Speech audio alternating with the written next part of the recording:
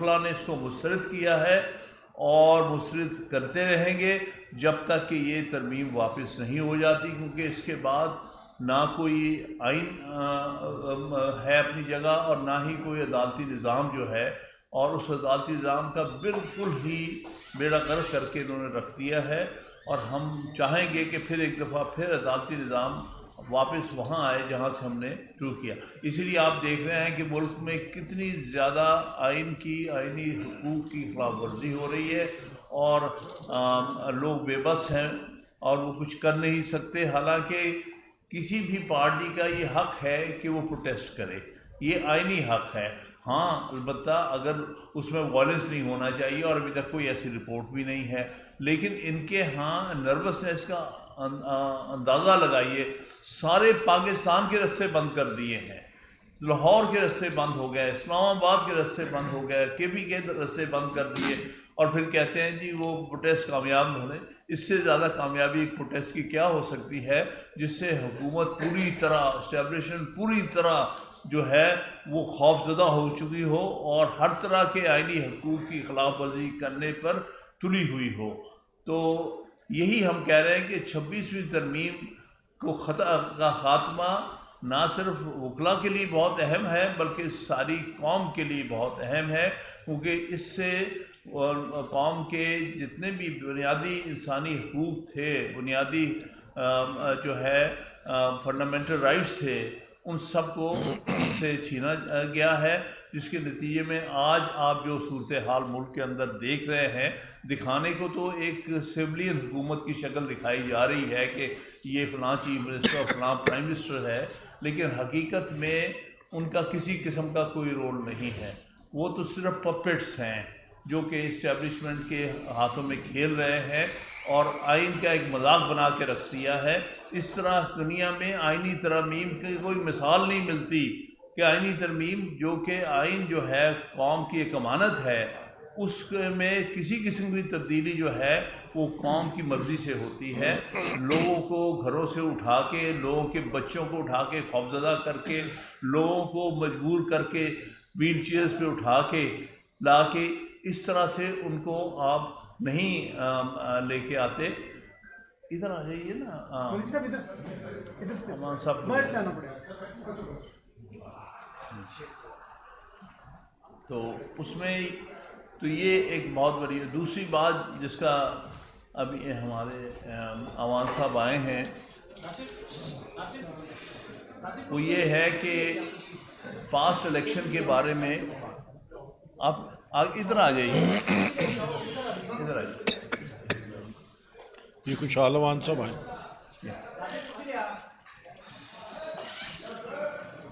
کہ پچھلے گزرے الیکشن جو سپریم کورٹ بار کا الیکشن تھا اس کے بارے میں ہم نے پہلے ہی اناؤنسمنٹ کی ہوئی ہے اسلام آباد میں آپ کی موجودگی میں کہ ہم اس معاملے میں ایک وائٹ پیپر نکال رہے ہیں جس طرح حکومت کی اور ایجنسیز کی اس میں انٹرفیرنس ہوئی ہے اور اس سے ریزلٹس میں تبدیلی کرنے کی کوشش کی گئی ہے۔ سارے پاکستان کے وکلا جو ہیں 26ویں ترمیم کے خلاف ہیں، کوئی باضمیر وکیل جو ہے وہ 26ویں ترمیم کی سپورٹ نہیں کر سکتا، بلکہ جو اپنے آپ کو وکیل کہتا ہے وہ 26ویں ترمیم کے حق میں بات نہیں کر سکتا، کیونکہ اس سے تو عدالتی نظام کا سرے سے جڑ سے اکھاڑ کے رکھ دیا ہے اور اس کا خاتمہ کر دیا گیا۔ اور دوسرا نہ صرف یہ کہ ہمارے کینڈیڈیٹس کو ہرانے میں ایجنسیز پیسہ اسٹیبلشمنٹ اور موجودہ حکومت جو ان کے آگے پپٹس ہیں انہوں نے ہر طرح کا رول پلے کیا ہے، اس کو ہم ایکسپوز کریں گے، ایک وائٹ پیپر کے ذریعے بتائیں گے کہ الیکشن میں کس انداز سے ملک بھر میں دھاندلی اور جو زیادتی کی، اور اس کا ایک حصہ یہ ہے کہ ہمارے 2 کینڈیڈیٹ جو ان کے بھی کاؤنٹ میں جیتے ہوئے ہیں، خوشحال عوان صاحب خوشحال عوان صاحب اور حبیب قریشی، یہ جیت گئے سندھ کی سیٹ پر وائس پریزیڈنٹ کی۔ ہمارے پاس ریزلٹس موجود ہیں، انہوں نے اس کے 2-3 دن کے بعد ری کاؤنٹنگ کے حوالے سے ان کو جیتے ہوئے کو ہرایا۔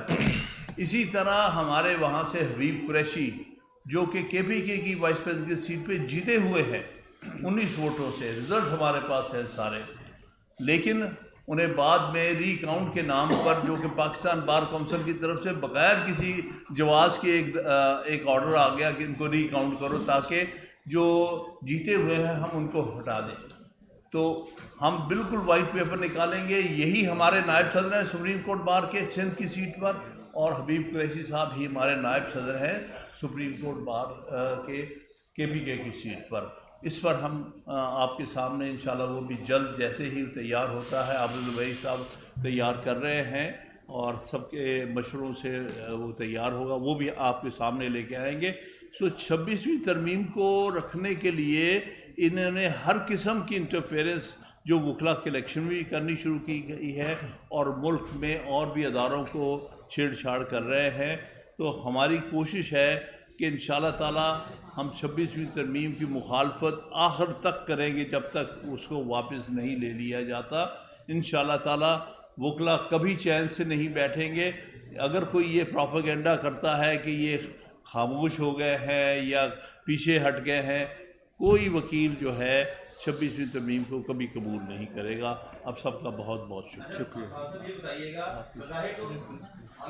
چوہان صاحب سے کچھ دیکھیں جی، بات یہ ہے کہ آج کی اس پریس کانفرنس کے حوالے سے میں ایک ریکویسٹ کروں گا، پولیٹیکل پارٹی کا ہو، وکلاء جو ہیں ان کا ایک اپنا رول ہوتا ہے سوسائٹی میں، معاشرے میں۔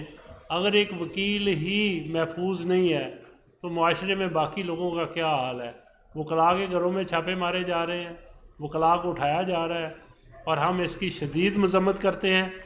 اور دوسری بات یہ ہے کہ یہ جو 26ویں آئینی ترمیم ہے، اس کے حوالے سے آج یہ اس بات کی غمازی ہے کہ کوئی عدالت کسی گورنمنٹ کے کیس میں جب کوئی ہاتھ ہی نہیں ڈالتا اس کو ڈیسائیڈ ہی پراپر نہیں کرتے، اور سب ڈیٹے ڈال رہے ہیں ادھر سے ادھر، چونکہ کوئی ایون جج محفوظ نہیں ہے۔ 26ویں آئینی ترمیم میں وکلاء کا محفوظ ہونا الگ بات، لوگوں کا محفوظ ہونا الگ بات، اب کوئی جج بھی ان سے محفوظ نہیں ہے۔ اس لیے کانسٹیٹیوشن کو اپنی پوری غرض و غاز سے واپس آنا چاہیے، اور ہم اس کے لیے ہر ممکن کوشش کریں گے۔ اور یہ 26ویں آئینی ترمیم جو ہے یہ تب تک ہم اپنی تحریک چلاتے رہیں گے جب تک یہ واپس نہیں ہوگی انشاءاللہ عزیز۔ Thank you very much. آپ اور میاں صاحب کچھ ایڈ کرنا چاہیں؟ آپ سب یہ بتا دیجیے گا، بظاہر یہ لگ رہا ہے کہ وکلاء نے جو 24 نومبر کی کال ہے اس کی حمایت نہیں کی، کیونکہ آپ ابھی کہہ رہے ہیں کہ ہم کنونشن بھی کریں گے اور کنونشن کے بعد جو ہے 26ویں آئینی ترمیم کے خلاف جو ہے ہم پروٹیسٹ کریں گے۔ کیوں؟ تو یہ آپ کو لگتا ہے کہ آپ کا بھی تعلق پی ٹی آئی سے ہے، اور دوسری جانب جو ہے بانی پی ٹی آئی کی جانب سے کال دی گئی تھی، کیا وکلاء بانی پی ٹی آئی سے بڑی کال دینے جا رہے ہیں؟ دیکھیے، دونوں چیزوں کو مکس اپ نہ کریں۔ ہم نے بارہا آپ کو کہا ہے یہ وکلاء کی یہ تحریک ہے اور صرف اس میں کوئی پولیٹیکل پارٹی کا کوئی تعلق نہیں ہے، کیونکہ ہم سب یہاں پر بطور وکلاء کے بیٹھے ہیں۔ ہماری اپنی پارٹیز کوئی بھی ہو سکتی ہیں جو کہ بار سے باہر ہیں، لہٰذا یہ 26ویں ترمیم کا براہ راست وکیلوں کے پروفیشن سے تعلق ہے، عدلیہ کی آزادی سے تعلق ہے، آئین کی جو ہے سربلندی سے تعلق ہے۔ تو ہم یہاں جو تحریک چلا رہے ہیں یہ کسی پولیٹیکل پارٹی کی تحریک نہیں۔ ہر پولیٹیکل پارٹی کا اپنا رائٹ ہے کہ وہ تحریک چلائے، وہ ان کو بنیادی حق حاصل ہے، چاہے وہ پی ٹی آئی ہو یا کوئی پارٹی ہو۔ اگر وہ چاہے کہ اپنے آئین کے اندر رہتے ہوئے کوئی تحریک چلائے اپنے حقوق کے لیے، کیونکہ لوگوں کے الیکشن کے رزلٹس بدلے گئے ہیں، ساری قوم جانتی ہے جو کچھ ہوا ہے 8 فروری کو، اس کے لیے جو بھی وہ اسٹرگل کریں، اور اس میں سے ایک انہوں نے 3 ڈیمانڈ میں سے ایک ڈیمانڈ 26ویں ترمیم کی بھی واپسی ہے۔ لہٰذا اس حد تک تو ہماری تحریک کا اور اس کے کال کا آپس میں ایک تعلق ہے، لیکن دونوں کو ہم مکس اپ نہیں کریں گے۔ یہ وکلاء کی تحریک اپنے زور پہ چلے گی اور اپنے مقصد کے لیے چلے گی، جو کہ آئین میں 26ویں ترمیم جو کہ 10% ایک پولوشن ہے جو کہ آئین میں ڈال دی گئی ہے، اس پولوشن کو جب تک ہم یہاں سے نہیں نکالتے یہ ایک پولوٹیڈ آئین ہے۔ اور جس طرح سے ایک اور جو بہت اہم چیز ہے، یہ دنیا کی تاریخ میں نہیں ہوا کہ اس انداز سے کبھی ترمیم ہوئی ہو، ویزیبلی لوگوں کو اٹھا کے لایا جاتا ہو، ان کے بچوں کو غائب کیا جاتا ہو، ان کو مجبور کر کے ووٹ ڈالنے کی کوشش کی جائے، جو سب سے ویزیبل تھی۔ میرے نزدیک یہ دونوں حضرات تاریخ کے بہت بڑے مجرم ہیں، چیئرمین سینٹ جس نے دیکھا کہ کیسے لوگوں کو لایا جا رہا ہے, اٹھا کے لایا جا رہا ہے, کوئی رو رہا ہے, کوئی کس قسم. اسی طرح جو اسپیکر ہے نیشنل اسمبلی کا, اس نے دیکھا کیسے دوسری پارٹی والوں کو اٹھا کے زبردستی ان سے ووٹ ڈلوایا گیا, اور اس نے کوئی آبجیکشن نہیں کیا. میرے نزدیک دونوں نے آئین کو سبورٹ کیا ہے آرٹیکل 6 کے تحت. اچھے کوئی مناسب وقت پہ ان کے خلاف بھی کارروائی ہونی چاہیے, کیونکہ اس طرح سے آئین کے ساتھ کھیلا نہیں جا سکتا. ہاں صاحب, یہ بتائیے گا کہ آپ جس عدلیہ کی آزادی کی تحریک کی بات کر رہے ہیں, وہی عدلیہ 26 میں آئینی ترمیم کو تسلیم کر چکی ہے. جسٹس منصور علی شاہ صاحب ان میٹنگز میں بیٹھتے ہیں, آئینی بینچز بن چکے ہیں, تو جس عدلیہ کی آزادی کی آپ بات کر رہے ہیں وہ خود اس کو تسلیم کر چکی ہے, تو آپ کیسے تحریک چلائیں گے؟ دیکھیے بات سنیے, ہمارا ججز سے تعلق تو ہے, ہم چاہتے ہیں عدلیہ آزاد ہو, ججز جو ہیں اپنا آزادی سے کام کریں. اگر وہ کوئی غلط ترمیم کو بھی ایکسیپٹ کر لیتے ہیں تو اس کا مطلب نہیں کہ وکلا نے کبھی کر لی ہو. آپ کے سامنے ہے مختلف ادوار میں ہماری عدلیہ جو ہے وہ بینڈ ہو جاتی رہی ہے, لیکن ہم وکلا نے کبھی پیچھے نہیں ہٹے. ہم نے کوئی مارشاء اللہ قبول نہیں کیا, عدلیہ کے بعض ججز نے قبول کر لیا. لہٰذا اس لیے کہ کچھ ججز جو ہیں وہ اس وقت کوئی اس قسم کی ترمیم کو قبول کیے بیٹھے, اس کا ہم پر کوئی اثر نہیں ہے. ہم وکلا جو ہے آزاد پروفیشن ہیں, آزاد لوگ ہیں, ہم اس لیے اپنی تحریک آزادی سے چلائیں گے. آئین ہمارا بھی اتنا ہے, اگر آئین کے خلاف کچھ بھی ہوگا تو ہم وکلا جو ہے آئین کے سپاہی کے طور پر, ججز تو بہت آتے رہتے ہیں اور جاتے رہتے ہیں, لیکن وکلا کا جو اسٹیک ہے آئین میں وہ ہمیشہ برقرار رہتا ہے.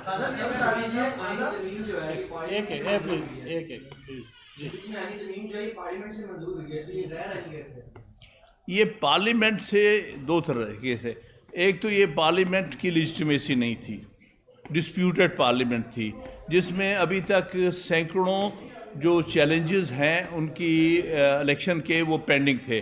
پہلے ان کا فیصلہ ہونا چاہیے تھا تاکہ جو صحیح نمائندگی ہیں ٹرائبونل کے فیصلوں کے بعد وہ بیٹھ سکیں. یہاں بیشتر وہ لوگ بیٹھے ہوئے ہیں جو حقیقت میں الیکشن ہارے ہوئے ہیں, اس لیے اس پارلیمنٹ کی لیجٹمیسی ہی نہیں تھی کہ آئینی جو ہے ترمیم پاس کرتی پھرے. دوسری بات یہ ہے کہ 1 منٹ کے اگر مان بھی لیا جائے تو یہ تو کوئی طریقہ نہیں کہ دوسری پارٹی کے لوگ اٹھا کے ووٹ زبردستی ان سے ڈلوائے جائیں. اس کی پروسیجرلی بھی ساری چیز غلط ہے. ہم اگر پروسیجرل اسپیکٹ بھی دیکھتے ہیں تو اس طرح سے آئینی ترمیم نہیں ہوتی کہ لوگوں کو زبردستی اپنی پارٹیوں کے خلاف ووٹ ڈالنے کے لیے مجبور کیا جائے, ان کے ممبران کو غائب کر دیا جائے, ان کے بیٹوں بچوں کو اٹھا لیا جائے, ان کو انڈر تھریٹ لایا جائے, ان کو اٹھا کے لایا جائے. یہ چیزیں نہیں ہوتی. اس لیے ایک سیکنڈ, یہ اگلی بات I am sorry with permission. دیکھیے بات یہ ہے کہ جو بیسک اسٹرکچر آف کانسٹیٹیوشن ہے یہ امینڈمنٹ اس کے بھی اگینسٹ ہے. آپ کی جوڈیشری انڈیپینڈنس اگر نہیں ہے تو کانسٹیٹیوشن کی امپلیمنٹیشن نہیں ہو سکتی, اور یہی غرض و غایت ہے, یہی میرا کانسٹیٹیوشن کہتا ہے. آپ نے اس کے لیے پارلیمنٹ نہیں بنائی, یہ پارلیمنٹ آپ نے آ کر بنا کے جیسے خان صاحب نے فرمایا اس کو لا کر آپ اس کا بیسک سٹرکچر چینج کر سکتے ہو, ناٹ ایٹ آل. تو اس کے بھی غرض و غایت یہی ہے کہ کانسٹیٹیوشن کے بیسک سٹرکچر کے خلاف ہے. اچھا سر, ایک چیز اور ہے, کے پی کے سینٹ کے ممبران کی ابھی فیصلہ ہی نہیں ہوا. جو سینٹ تھی اس کے الیکشن کر کے وہ آئے ہی نہیں تھے, وہ تو ویسے ہی نامکمل تھی سینٹ, تو وہ ہاؤس بھی نامکمل تھا, اور جو بیٹھے ہوئے ہیں وہ سارے فارم 47 والے ہیں جنہوں نے اپنی جیت کی ایک مٹھائی کا ٹکڑا بھی نہیں بانٹا وہ محلے میں, انہوں نے جا کے اسپیشل سیٹس بھی نہیں دی گئی. بہت ہوا ہوا. باقی ایل ایف او کی جو امینڈمنٹ آئی تھی کانسٹیٹیوشن وہ واپس ہوئی تھی, اور اسی طرح انشاءاللہ یہ بھی واپس ہونی ہے. طارق خان صاحب. خان صاحب ایک تو یہ بتائیے کہ 26ویں ترمیم جو ہے اس میں کافی ساری امینڈمنٹس ہوتی ہیں, آپ کچھ امینڈمنٹس کو چاہتے ہیں کہ وہ کنٹینیو کریں, سپوز جیسے انوائرمنٹ کے حوالے سے بھی, فوڈ کے حوالے سے ہے, اس کو کنٹینیو کریں, یا آپ چاہتے ہیں کہ سب کی سبھی جو ہے وائلیٹ کر دی جائے؟ اس کی وجہ یہ ہے کہ اگر کوئی اس میں سے اچھی بھی ہے تو اس کو ریکنسیڈر کیا جا سکتا ہے پارلیمنٹ نے بعد میں. یہ جو پارلیمنٹ ہے جیسے انہوں نے کہا وہ پارلیمنٹ کی لیجٹمیسی نہیں ہے, اس لیے اچھی یا بری ترمیم تو بعد کے بات ہے. دوسری بات جو انہوں نے کہا کہ یہ بیسک سٹرکچر, جیسے چوہان صاحب نے کہا بیسک سٹرکچر جس میں 2 اہم چیزیں وائلیٹ ہوئی ہیں, انڈیپینڈنس آف جوڈیشری اور سیپریشن آف پاور, ان دونوں کے خلاف ہے. تو اس لیے یہ تو ترمیم بالکل جانی چاہیے، کیونکہ اس کے نہ تو اسٹرکچر کے مطابق ہے اور نہ ہی جو پروسیجرل طریقہ ہوتا ہے اس کے مطابق ہے۔ بعد میں دیکھا جائے گا کون سی چیز ان میں سے اچھی تھی ریٹین کرنے والی ہے، وہ نئی پارلیمنٹ جو ہوگی یا اس وقت جو بھی پارلیمنٹ ان آفس ہوگی وہ کنسیڈر کر سکتے ہیں۔ اچھا آپ یہ بتائیں کہ آپ ایک سیکنڈ آپ آپ سے سیاستدان ہیں، ماضی میں باغی بھی یہ کہتے رہے ہیں کہ اسٹیبلشمنٹ اور حکومت ایک پر ہوگی تو ملک ترقی کرے گا، اور جو تذکرے آپ کر رہے ہیں ارکان پہ اٹھانے والے یہی خالد سنجرانی کے انتخابات میں سب کچھ ہم نے دیکھا جب آپ سینٹ میں ہوئے، کیا اس وقت غلط تھا؟ اس وقت آپ نے کیا اس کے خلاف آواز اٹھائی یا آج غلط ہوا؟ غلط جب بھی ہوتا ہے وہ غلط ہی ہوتا ہے، تب بھی غلط ہوا، اب بھی غلط ہو رہا، تب بھی ہم اسی کے خلاف تھے کیونکہ یہ چیزیں ٹھیک نہیں تھیں۔ تو اگر وہ کہتے ہیں انگریزی میں two wrongs don't make a right, اگر تب غلط ہوتی رہی تو آج غلط کرنے کا کوئی جواز نہیں ہے۔ اگر تب کسی طرح سے لوگوں کے وائلیٹس ہوئے تھے بیسک رائٹس، وہ بھی غلط تھا، آج ہو رہے ہیں وہ بھی غلط ہے۔ صاحب آپ نے تجویز دی تھی آئینی بینچ کی، آج آپ ہی تنقید کر رہے ہیں اس کے اوپر۔ آئینی بینچ سے کوئی ڈفرنس نہیں ہے ہمارا، آئینی کورٹ کے خلاف تھے، لیکن اس کا طریقہ کار سلیکشن کا غلط ہے۔ آپ کو یاد ہوگا کہ میں نے یہی بات کہی تھی کہ آئینی بینچ بنائیں جو چیف جسٹس اور 4 سینئر موسٹ جج پر مشتمل ہو۔ اس کی اگزامپل انڈیا ہے، انڈیا میں آئینی بینچ ایگزسٹ کرتا ہے۔ آئینی بینچ کا کیا مقصد ہے؟ صرف اوریجنل جورسڈکشن کے میٹرز کو ڈیل کرنا۔ ہمارے کانسٹیٹیوشن کے مطابق آرٹیکل 184 اور 186 بس اس حد تک ہی آئینی بینچ کے۔ اب تو جو آئینی بینچ بنایا گیا ہے وہ تو دنیا بھر کی چیزیں کر رہا ہے، آرٹیکل 185 کے تحت بھی جو کیسز ہے وہ بھی وہ ٹیک اپ کر رہا ہے، اور ٹیک اپ کیا کر رہا ہے؟ کوئی کام ہی نہیں کر رہا، جو وہ کوئی آئینی بینچ تو نہیں ہے، وہ تو ایک تماشا ہے جو لگا ہوا ہے۔ ایک وقت میں 7 جج اکٹھے بولنا شروع ہو جاتے ہیں، جو اس کو پریزائڈ کر رہا ہے اس کے کنٹرول میں ہی کچھ نہیں ہے۔ اور دوسری بات یہ ہے، آپ باہر سے لا کے سپریم کورٹ کے اندرونی معاملات کیسے سیٹل کر سکتے ہیں؟ یہ بینچز بنانا تو سپریم کورٹ کا اپنا آٹونومس کام ہے، انٹرنل کام ہے کہ وہ کیا بینچ بناتے ہیں، 5 کا بناتے ہیں، 7 کا بناتے ہیں، اور کن کن جج پہ مشتمل ہونا چاہیے۔ یہ کام کیا پولیٹیکل پارٹیز کا ہے کہ ان کے نمائندے جا کے بتائیں کہ جی فلاں کو چیئرمین بناؤ یا ہیڈ بناؤ اس کا کانسٹیٹیوشن بینچ کا، اور فلاں کو ممبرز بناؤ، کسی کو 17ویں نمبر پہ اٹھاؤ، کسی کو 18ویں نمبر پہ اٹھاؤ؟ تو یہ بالکل جو چیز ہے بالکل غیر آئینی ہے۔ انڈیپینڈنس آف جوڈیشری ہم کیوں کہتے ہیں؟